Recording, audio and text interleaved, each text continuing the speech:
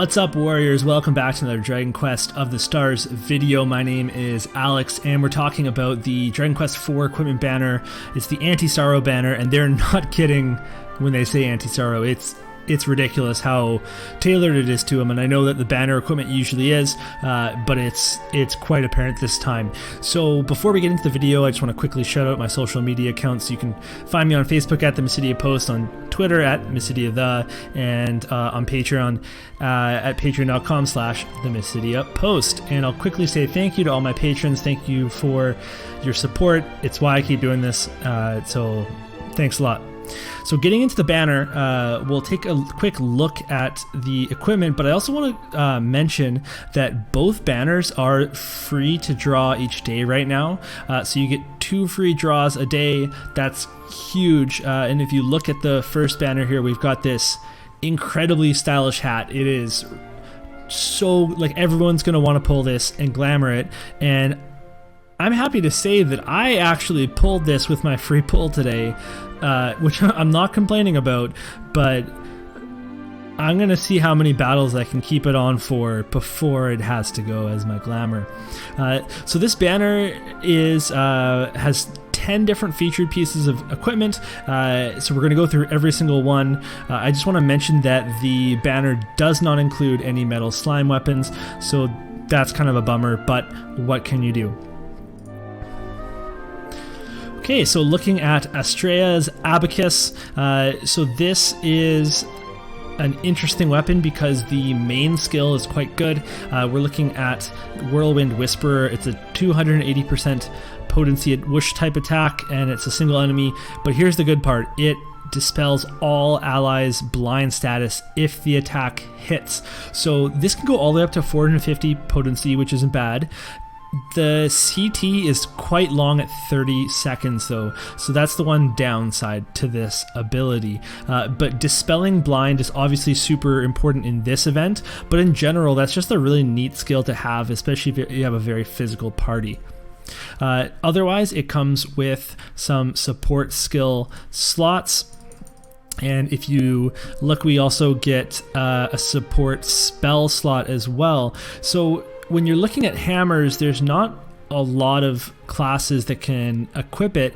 You're probably looking at Pirate to equip this. But to be honest with you, my recommendation, if you do pull this, that you probably just extract the skill from it, because it's a really good skill, but it's just not a very good weapon. The strength, max strength isn't terrible, but the rest of the weapon isn't that good. So this would be a good skill to take and put somewhere else. Next up, we have the Alien Shield, and this is definitely made for this event. So Zam blocker damage taken reduced by 50%. So Zam damage is also reduced by 50%. Target self, blah blah blah. Doesn't really do much upgrading except for lowering that CT, which is kind of neat sometimes to have a shield with low CT, but 20 seconds is already pretty low relatively. So this will be a great little shield for the event, and if you happen to have future events in the future where Zam damage is really important, but not that important otherwise. Next we have the hat. No questions asked, it's the hat.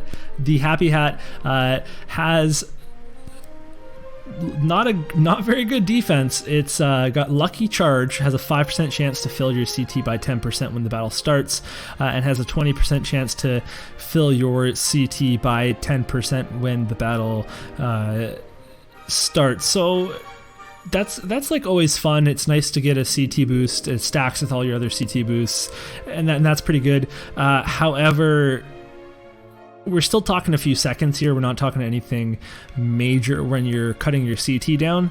It's not worth the rest of it. The agility down is also very nice, especially for this event, but this isn't a very strong hat. And I know that you're going to take that hard because you want to wear this hat. You want to wear it for the how good it looks, but it's just not going to be that great a hat. Similarly with the armor, the Zam guard is there. It's not super strong armor, but Zam down 30%. That's really good. And then the support spell tricks. So 5% decrease on like a 20% or sorry, 20-second skill is only going to be like a second quicker. So take that as you will. It's not huge. For the bottom, we have Zamguard again, and we have Blind Guard. So that's actually pretty neat. Those are two very good skills to have on your pants, but not something you're going to be chasing. And then now we have another weapon. This is the Falcon Knife Earrings, which is a super confusing name. So this has a couple of skills. So we've got an attack spell on the top here. So an advanced Rebel Rouser type spell, all enemies. And you get 26 seconds on the CT, which is kind of long. You also get Multi-Fists, which is an attack, 80% potency 4-hit attack, target random enemy, critical hit possible, which is kind of nice. I think that you'd want to take that skill and put it on something else, like maybe a Battle Master's weapon. Overall, this weapon, if we evolve it, we're going to get another attack. We're going to rank up some of our skills here, but overall, this isn't going to be an incredible weapon. It's not very strong. It's definitely one that you want to take skills off of. If you absolutely had to use it, then you might put it on a superstar because of the healing slot, and they might have some magic for the attack.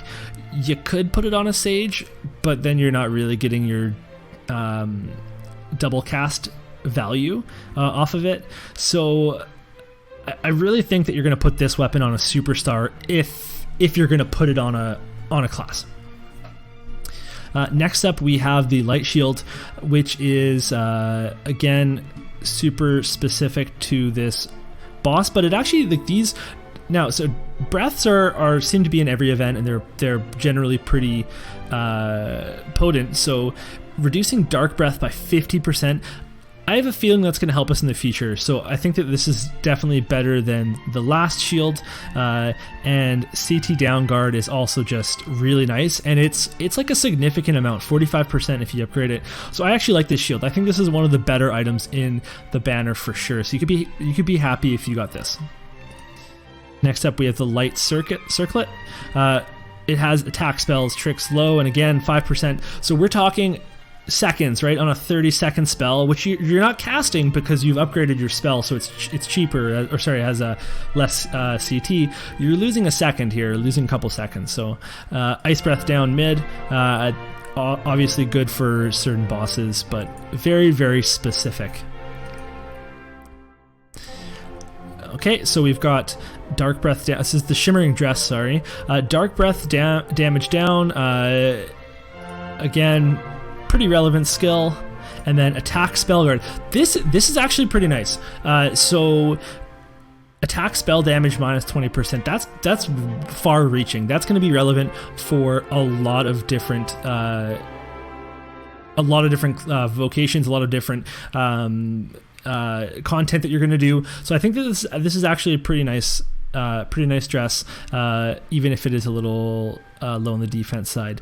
That actually reminds, so it also has magic attack plus 15, so could be something that you put on your sage, which actually brings me back. I did actually miss one big thing here that I was going to talk about, which is this Light Circlet has magic attack plus 30, so it actually isn't a bad piece of equipment for that as well. The abilities, the skills, they're not big standouts, but that magic attack plus 30 is actually pretty nice. So just something to keep in mind there, that it does have that as well.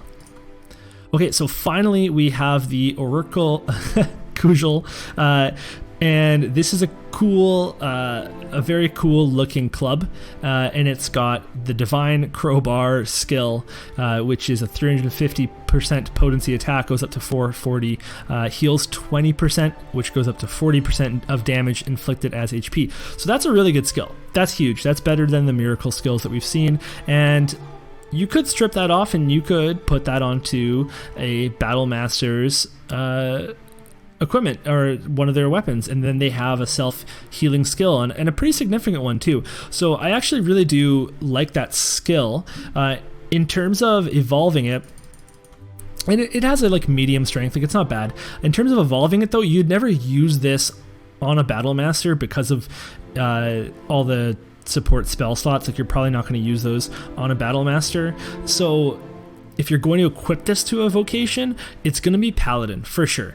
But you know what? This is actually another weapon that I think you'd probably strip the skill off of to put on something else. And there's nothing wrong with doing that.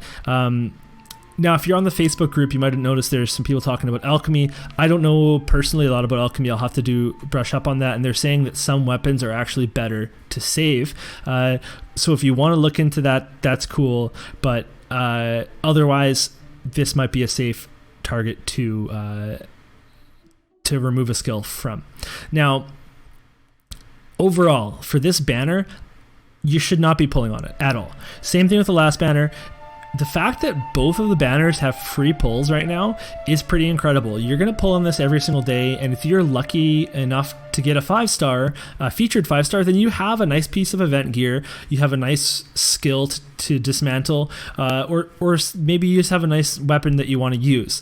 But you should not be spending your hard-earned gems on any of this, because it's not that fast to save up gems in this game, and you shouldn't be wasting it on this type of equipment. So overall, I'm going to say that you probably should be passing on this banner at this time.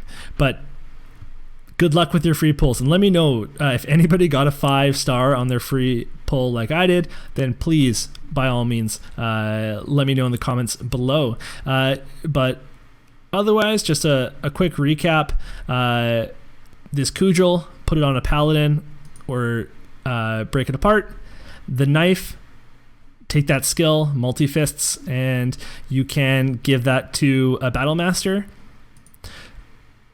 And the abacus, again, you can take that skill and give it to any of your melees. So like a pirate, you could give it to a paladin, a battle master, any of those classes. But if you are going to use it, then you're probably going to use it on a pirate because it's a hammer and it's just that or monster masher. So you really don't have that many choices ahead of you. So that's going to be it for me. Let me know what you think of the banner. Did I miss anything important for this banner? And then otherwise, good luck on your pulls, and we'll see you next time. Thank you so much for watching this video. You can check out my articles at themysidiapost.com and support my Patreon at patreon.com/themysidiapost. Until next time, keep it real, Mysidians.